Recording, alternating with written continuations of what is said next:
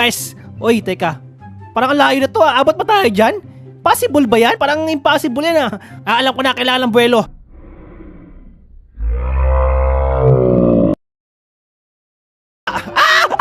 Okay!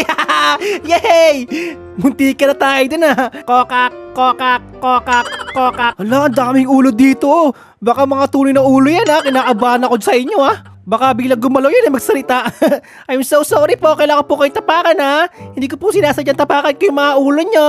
I'm so sorry sabi ko Iniinis niya ako Itong sa inyo.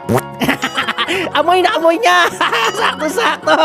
Takbo tayo, takbo. Naamoy niya Ay, ito, laka po. May malaking ulo dito. Kaninong ulo yung kaibigan? This one is giant mannequin. Maybe we should slide down it. Mannequin lang pala ito Okay, mag-i-slide tayo dito guys. Itong paborito ko.